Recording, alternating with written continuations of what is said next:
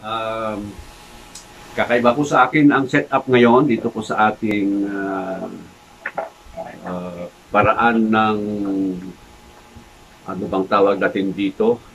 Nasanay po ako sa Zoom app at saka sa Facebook Live. First time ko po magsalita sa Google Meet. So, inihiling ko pang-uunawa ng mga kapatid, pero ako po ay excited na makasama kayo.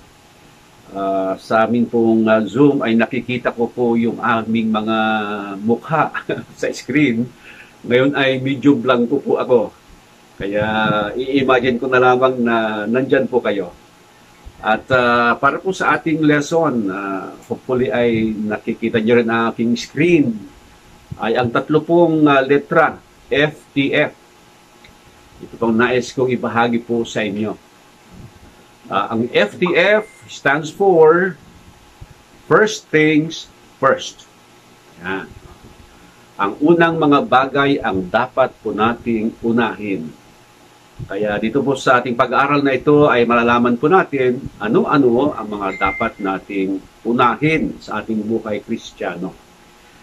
Ito pong pandemyang ito ay nagturo po sa atin at nagpaalaala po sa atin.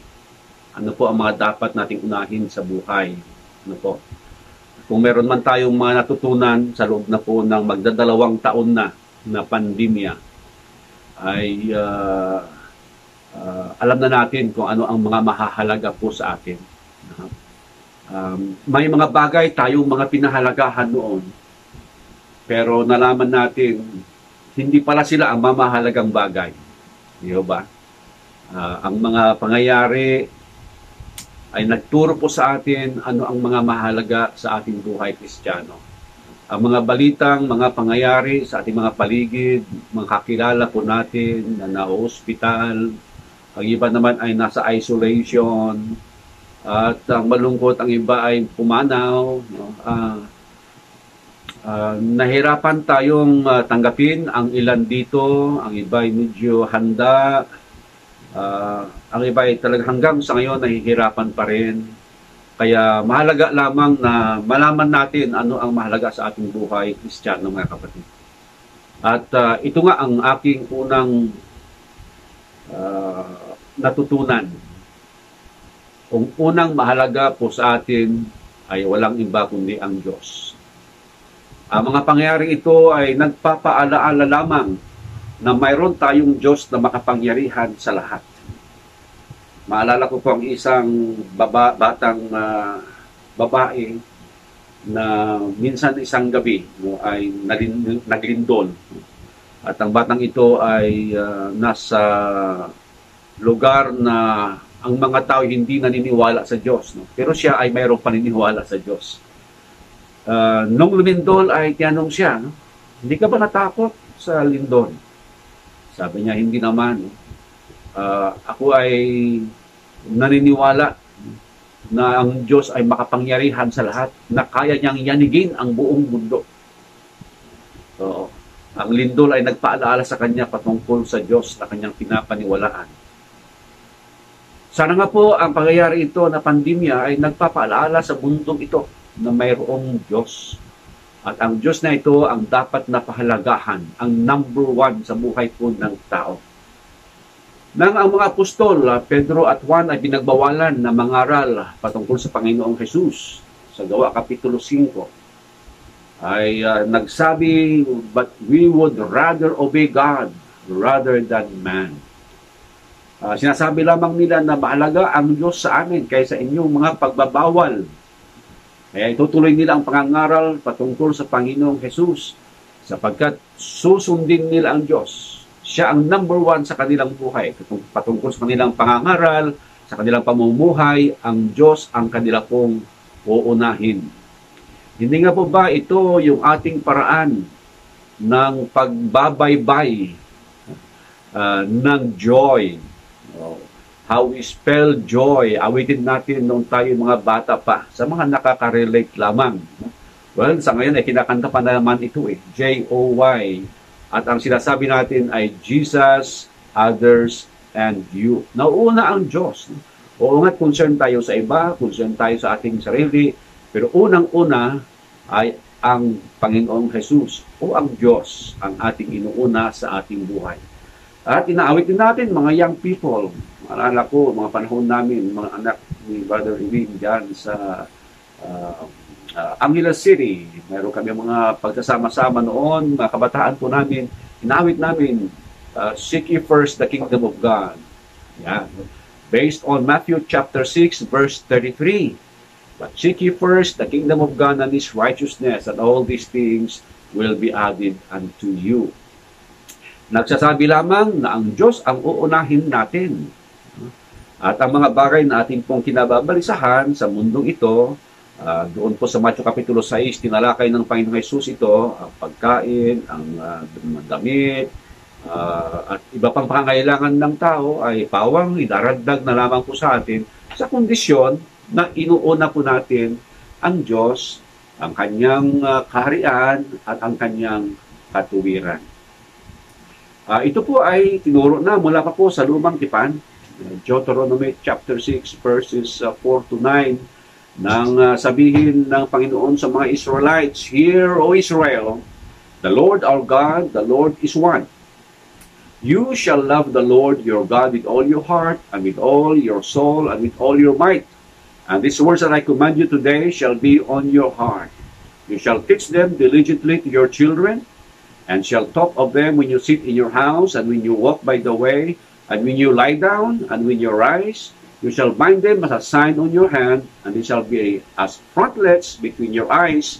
You shall write them on the doorpost of your house and on your gates." Instruction sa mga anak ng Israel na ang Diyos ay mahalin ng buong puso, buong kaluluwa, buong kalakasan, buong kaisipan. Nangahulugan lamang na dapat ang Diyos ay ating inuuna 100%. Hindi po tinatawaran. Ano po? Inulit ng Panginoong Hesus ito sa Matthew chapter 22 verses 37 to 39. At ang tawag na po natin dito ay the greatest commandment. And again, maalala ko ang kinakanta namin nila Brother Abel Mayor, the greatest commandment. Opo, magandang awitin. Yung nga lamang ay sagutan. Kaya kailangan kumpleto tayo ng soprano, alto, tenor at saka bass. Pero ito po yung nagtuturo sa atin. At mapansin po ninyo sa mga Hudyo ay iniutos. No? Ito ay turo sa mga anak. At ituro sa mga anak habang ang magulang ay nakaupo, naglalakad, no? Nakahiga, at pagbangon. At marami pang mga paraan na sinasabi ng talata na gagawin upang maalaala ang mga kautusan ng Diyos o ang tungkol sa ating Panginoong Diyos. Well, ang mga Parisyo ay ginawa nilang literal ito. Ang kahulugan lamang nito ay siya ang nauuna sa ating buhay sa araw-araw.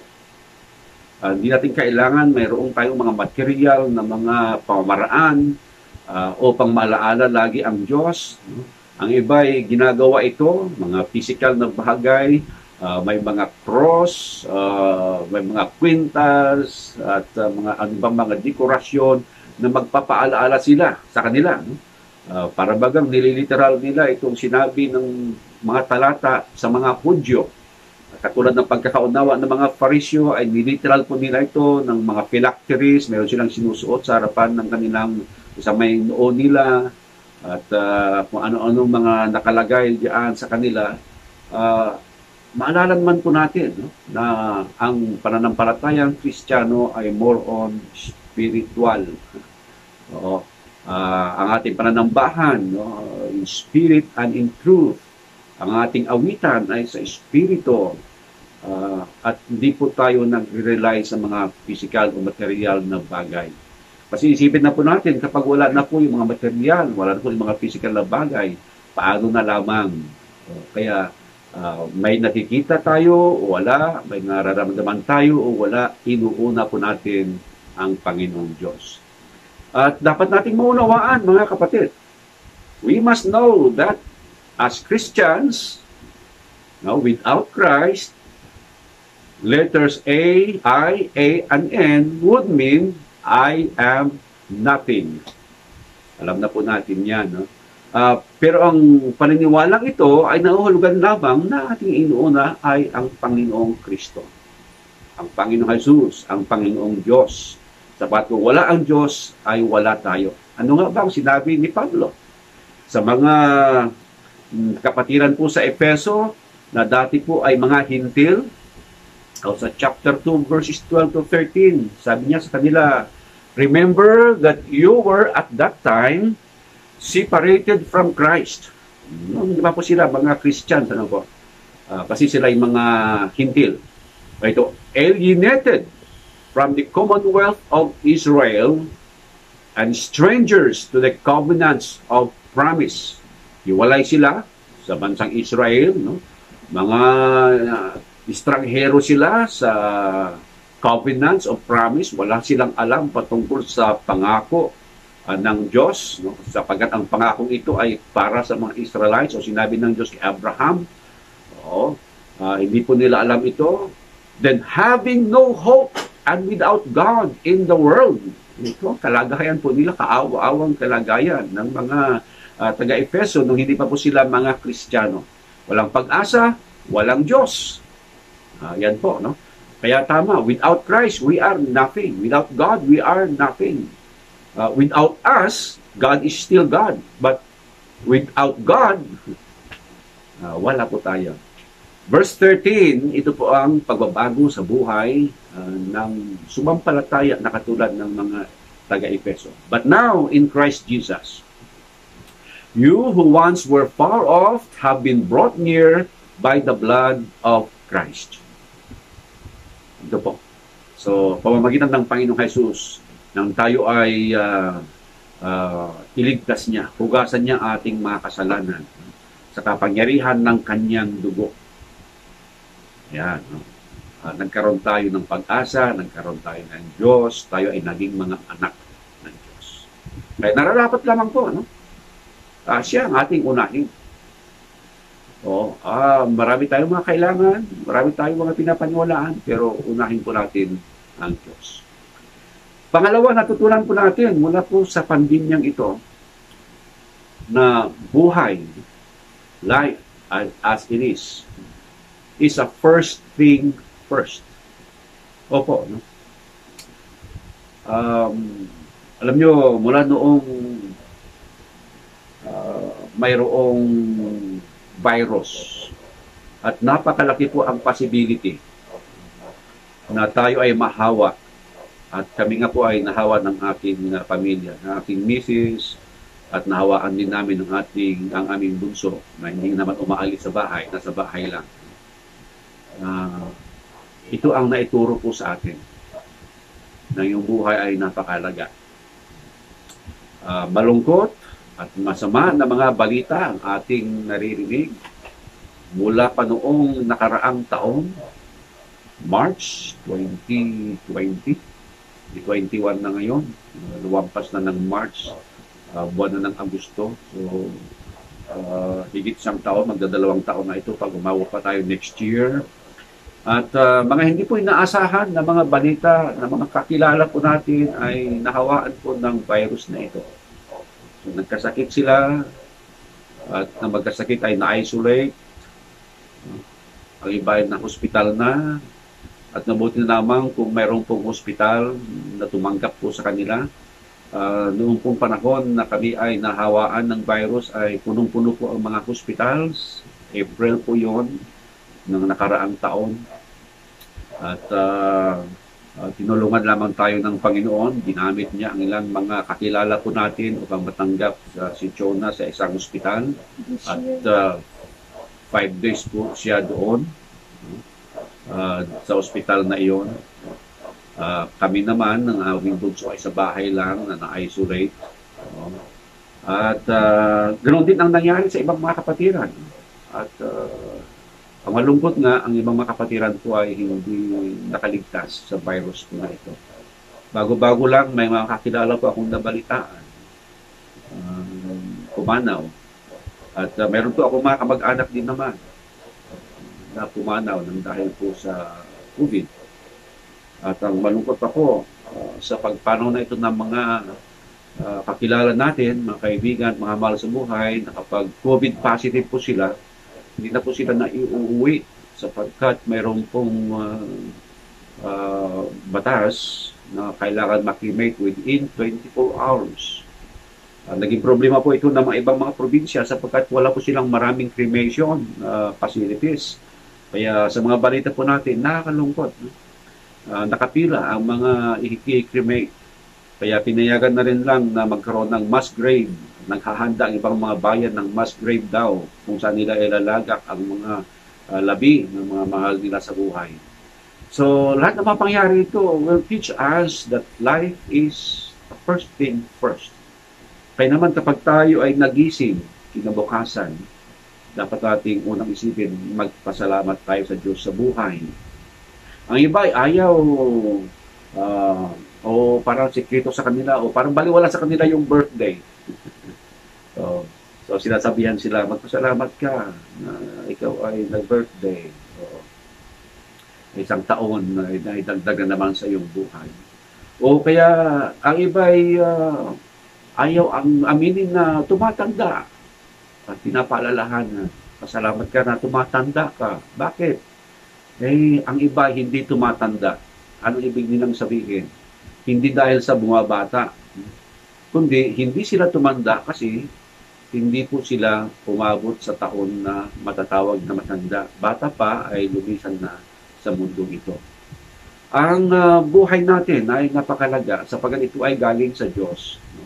Nang lalangin ng Diyos ang tao o binuo niya, pinorma niya ito sa alikabok, sa lupa, wala pang buhay yun.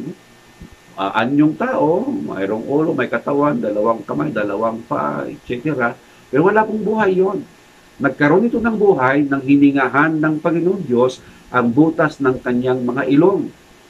At ang sabi, the man became a living creature. Sa Old King James Version po natin, man became a living soul. Sabi na, naging buhay na kaluluwa. Kaya ang iba tuloy ay nami-misunderstood ang talata na sinasabi nila, yung tao, yun na rin ang kaluluwa. Kasi sabi ng talata ay, man became a living soul. Yung word na soul po doon is also translated as living creature. At yun po ang kahulugan po talaga ng talata. Sapagkat nung unang-una, ang tao ay nakapurma nga siyang tao, pero alikabok lupa, walang buhay. Pero nang hiningahan ng Diyos, ng buhay, ng hininga, doon lamang siya naging may buhay. So ang buhay na ito, galing sa Diyos, dapat napahalagahan po natin. At ang buhay nga na ito ay maikli lamang, mga kapatid, mga kaibigan. Una ay gumagapang lamang tayo, pagkatapos maipanganak tayo, susubukan nating maglakad, pabagal-bagal lang, hanggang sa marunong na tayong maglakad, mabilis na at pwede tayong magdala na kung ano-ano sa ating likuran o ating bag, kaya mag-aral na hanggang magtapos, magtrabaho, kumita ng pera at hindi po pataas ng pataas ang andas ng buhay. Magiging tatlo na yung paa natin katagalan. Bakit? Meron na pong tungkod at pabagal ng pabagal uli ang ating buhay. Our days may come to 70 years or 80. If our strength endures, yet the best of them are but trouble and sorrow, for they quickly pass and we fly away. Sabi po ng Psalmista si David, Psalms chapter 90, verse 10. By reason of strength, sabi niya, maaaring maging 80 years old tayo. Ang iba talaga namang sumusubra pa sa 80. Si kapatid na Iming, nakalimutan ko, pero 80 plus. Tatay ko, 77. No? At ako, umaasa na abutin ko naman yung edad nila na yun. May tiyuhin na po, 80 plus na. Yung lolo ko ay 90 plus nung siya ay pumanaw. No? At umaasa ako na sa awa ng Panginoon ay ma-extend yung ating buhay. Senior na rin po ako ngayon. Bilang na yung araw ng pananatili sa mundong ito at ayos pa rin po nating maglingkod habang sa makakaya po natin. Bumili po ako kay Brother Eming, Sister Mercedes, of course. sa kanila pong edad noon ay mula Bulacan, bibiyahe pa hanggang sa Manila. Doon kami nagkikita noon, no? Sa ating mga activities doon, yung Christianity in Action, seminars, later on ay ang mga parangal sa mga seniors, yun ang mga huling pagkikita namin, pagtatagpo namin doon. And then, bibiyahe sila pabalik sa Malolos. At sinasabi ko sarili, sana ay abutin ko mga ganoong panahon ng buhay ko natin. Okay, pero buhay natin maikli lamang. At hindi lamang sa maikli, mga kapatid, ito pa ay walang katiyakan. James chapter 4, verses 13 to 14. Sabi ni James, "Now listen, you who say today or tomorrow we will go to this or that city, spend a year there, carry on business and make money. Why? You do not even know what will happen tomorrow. What is your life? You are a mist that appears for a little while and then vanishes." Oh, may mga nagsasabing, pupunta kami sa bayan na magpapakayaman kami. Sabi ni Santiago, hindi nyo ba naisip ano yung buhay ninyo? Oo, para naman kayong singaw. Sandali, nagpapakita at ito ay nawawala. So, paglalarawan tungkol po sa ating buhay. So, we learn to value life. Ano po? At sa pagpapahalaga natin sa ating buhay, mahalaga lamang na alagaan natin ating katawan, ating kaluluwa, at ang ating espiritu. Balansin po natin yan. Ibalansin po natin yan. Ang katawan natin, anong tirahan ng ating kaluluwa at espiritu kung masira na yung ating katawan. Kaya paalala rin po sa atin ang mga pangyayari ito, ang virus na kailangan ay kontrahin natin. Salamat sa Panginoon at sa mga taong kinasangkapan niya, mayroon tayong vaccine ngayon. Alam ko, mayroon hati po ang bansa o ang mga tao sa buong mundo. Ang iba ay nagpapavaksin, ang iba hindi. Pero aking pong conviction ay mahalaga ito para sa katawan po natin. Naghihintay lamang po kami ng tawag na nakapag-rehistro na po kami at naghihintay ng tawag upang magpavaksin po kami. Pinayuhan po kasi kami na 6 months after na mag-COVID, okay na magpavaksin. Right? Si Apostle Paul nagsabi, 1 Thessalonians chapter 5, verse 17, "May God Himself, the God of peace, sanctify you through and through." Sabi niya, "May your whole spirit, soul, and body be kept blameless at the coming of our Lord Jesus Christ." Concern sa Apostle Paul sa kabuuan ng pagkatao po natin, ang ating buhay, ating katawan, kaluluwa at espiritu. Manatili itong blameless, walang dumi, walang kasiraan hanggang sa darating ang ating Panginoong Jesus. And so we value life. Huwag ating basta-basta ilagay sa alanganin ito. Huwag ating pabayaan ito. Pakainin natin ang ating kaluluwa, pakainin natin ang ating espiritu, pakainin din natin ang ating katawan. Pinakalis concern po natin siguro yung ating katawan. As long as we eat 3 times a day, healthy food, tulong mga vitamins, at ngayon mahalaga ang para sa ating immune system, magsusurvive tayo sa awa at sa biyaya ng Panginoon. And then, the third thing that we have to give importance, we consider as first thing first, is the church. The Church of Jesus Christ. Noto pong mga nakaraan ay nag-celebrate ng 25th anniversary ang aming pong home congregation, ang Salawag Church of Christ, dito po sa Barangay Salawag, Dasmariñas, Cavite. At ang aming naging tema ay The Church as Family. At ang mga kabataan po natin ay pinag-drawing po natin, pinagawa namin sila ng posters. May kinalaman sa tema ng aming celebration. At magugulat po tayo sa kanilang interpretation of the church as family. At ito tinuturo ng Bible, ng Iglesia ng Panginoon, ay ang ating pamilya, spiritual family. Ito ay nahulaan na mula pa sa Old Testament, na sa Isaiah chapter 2, kung saan po ay binanggit, the house of God will be built in Zion. Magsisimula sa Zion ng house of God. At kapag binasa natin ang bagong tipan, ang interpretation ng house of God is the church of God. Ephesians chapter 5 verse 25 to 32 ay nagpapa-alaala sa atin paano o gaano kahalaga ang iglesia. Ito pong basahin.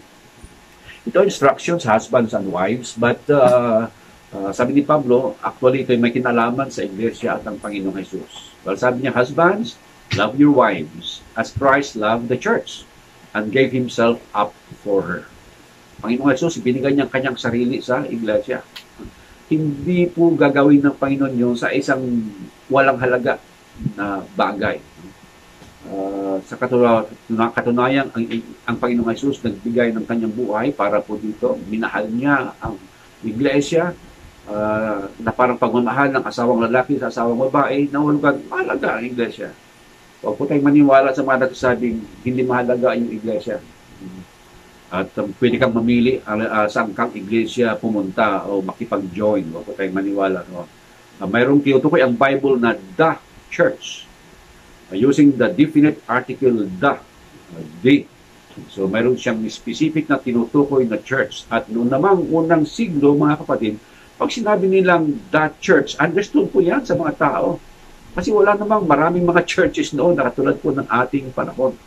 There was only one church and there is only one church at present.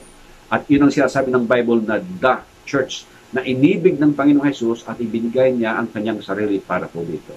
Verse 26, that He might sanctify her, having cleansed her by the washing of water with the word, so that He might present the church to Himself in splendor, without spot or wrinkle or any such thing, that she might be holy and without blemish.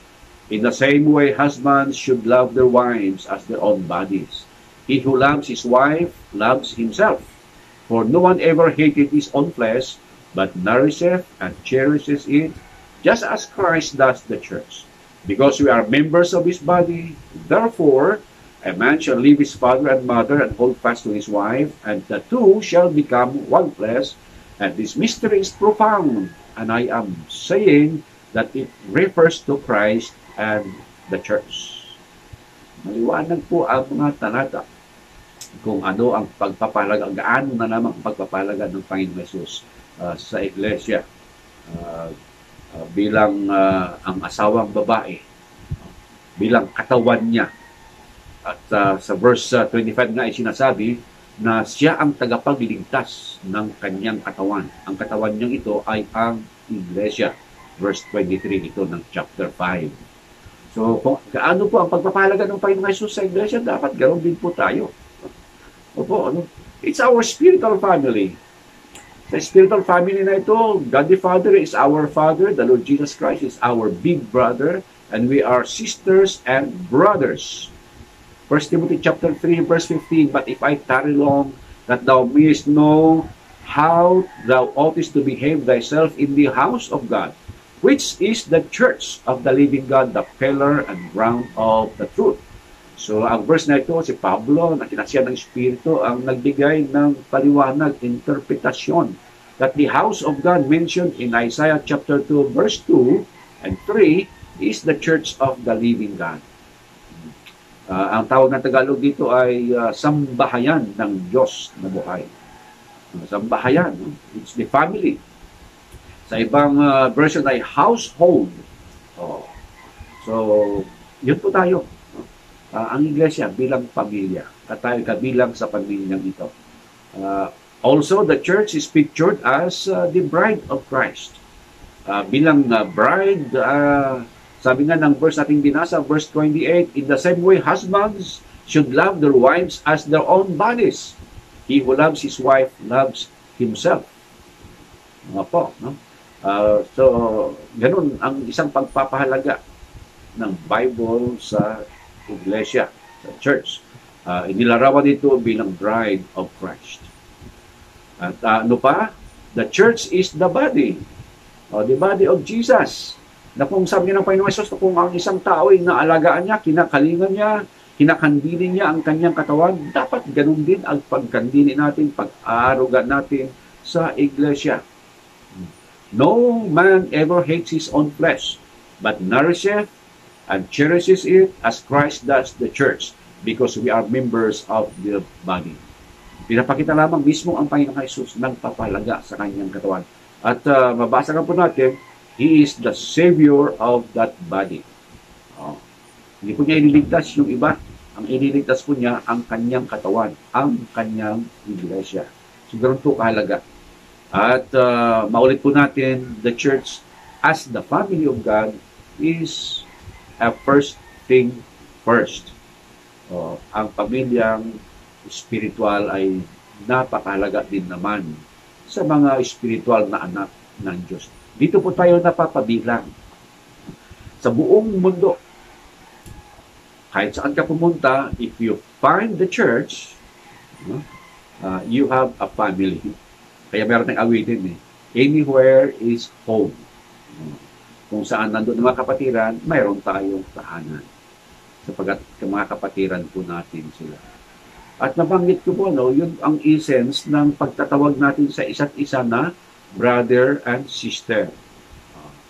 Alam ko po sa ating kultura, ayaw ating tumawagin yung mga nakatatanda sa atin ng pangalan nila.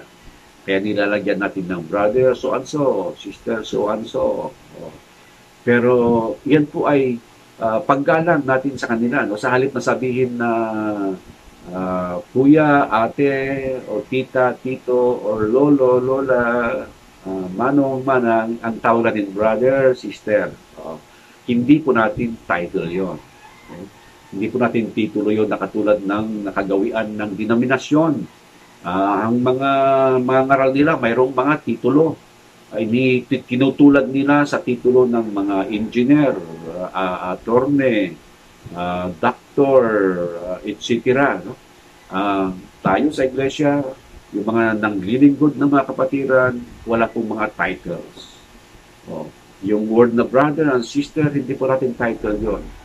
Sa pinanggalingan na reliyon ng marami sa atin, yung brother ay graduate ng seminaryo, yung sister ay yung mga ano bang tawag natin sa kanila?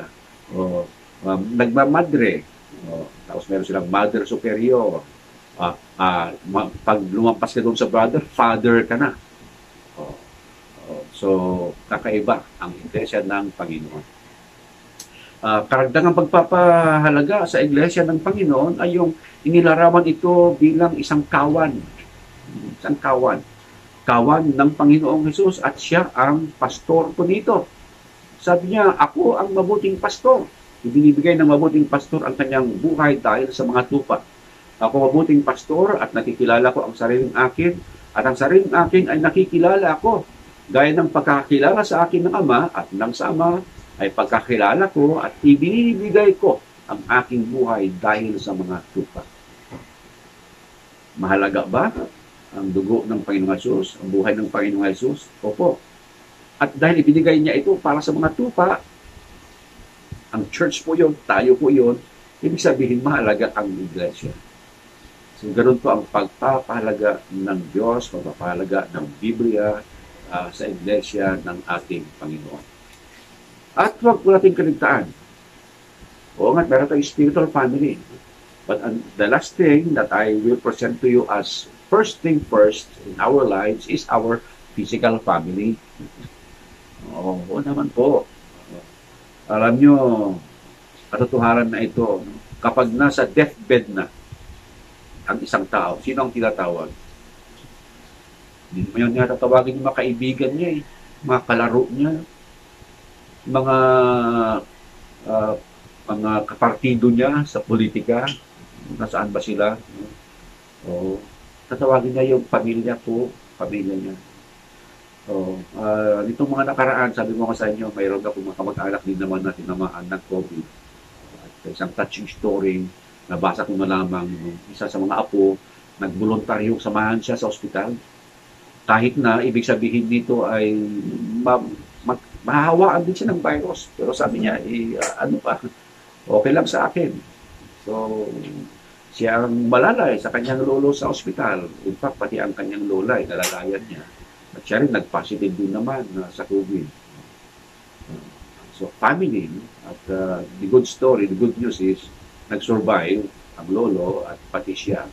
Sad news, yung lola ay pumanaw. So, mga suliranin natin, anong inuuna po natin? Natawagan, magpasaklulo, ang kamag-anak, family. Mayroon din namang malungkot na kwento tungkol sa mga families. Sa bandang Cebu, kilala ko rin po mga kapatiran na virus ang kanyang tatay na ospital. At dahil medyo may katandaan na yung tatay, hindi kinaya. Pero all the time na nasa ospital po ang tatay na ito ng kapatiran itong tatay na ito, yung isa sa mga anak nag-alaga sa kanya. At ang balita na lamang ay pumanaw din ang kapatid na nag-alaga sa kanya. So, mga touching stories about families. Ang ating inuunang gawanan kapag tayo ay mayroong mga suliranin, ang ating pamilya. Well, under normal circumstances, ang ating sinasabi. So, natuto tayo pahalagahan ng ating sariling physical families. Sa Bible ay mayroon pong mga istorya ng mga families staying together, working together, serving together. Maalala ko unang-una, siyempre, si Noe at ang kanyang pamilya. Nung inutusan sila na gumawa ng arka, malaking trabaho po yun. Ilang taon po nilang ginawa yun. No? Pero mapansin po natin, no? Kasama ni Noe, kanyang may bahay, 3 mga anak at mga asawa ng kanyang mga anak. Kaya nga sila lamang ang naligtas. Sila ang naniwala at sa kanilang pagsampalataya, Hebrews chapter 11, verse 6, no? Sa kanilang pagsampalataya, si Noe specifically, ay ginawa nila yung arka. At hindi lang naman nagsusulo si Noe na gumawa. Alam natin, the whole family worked together, built the ark, stayed in the ark, and was saved. Imagine na lamang ninyo, no? Ano mga experiences nila as a family sa loob ng arka. Kasama nila ang mga hayop doon. Ano mga duties nila sa pagpapakain ng mga hayop na naroon. At kung anong amoy na mayroon doon sa arka, sa loob ng arka. Ma-imagine natin, no? Siguro naman, mayroong bangayan din doon sa loob ng arka. Hindi nagkakaintindihan paano magpakain ng mga animals na yun.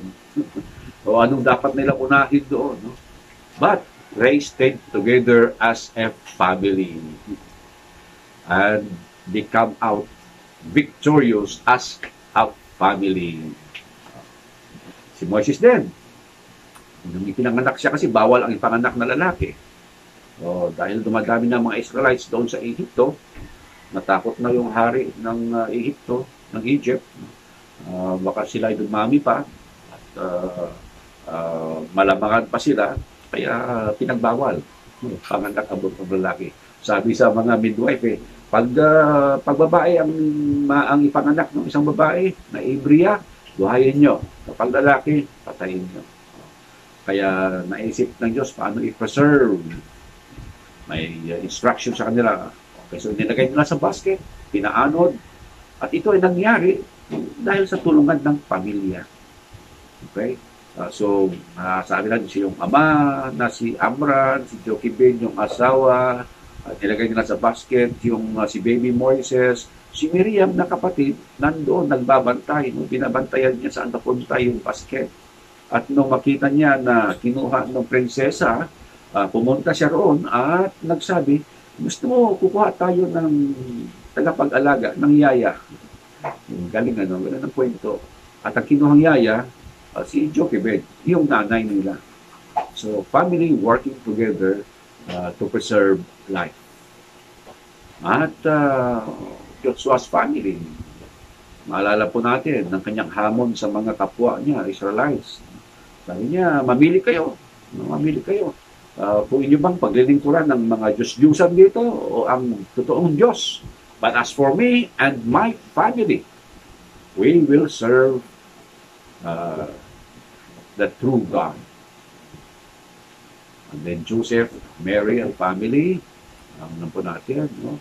Ang pamilyang ginamit upang dumating ang Panginoon Jesus at doon siya lumaki at nagsimula ang kanyang ministeryo. maunawa natin, mahalaga yung family nila.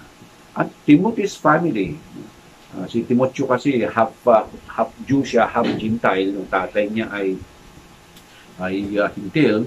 Ang mababasa natin, 2 Timothy chapter 1 verse 5, yung kanyang pananampalataya, sabi ni Pablo, galing pa sa iyong lola, si Luis, at yung nanay, si Eunice. Nabaliktad ko ba? But anyway, parang family tradition.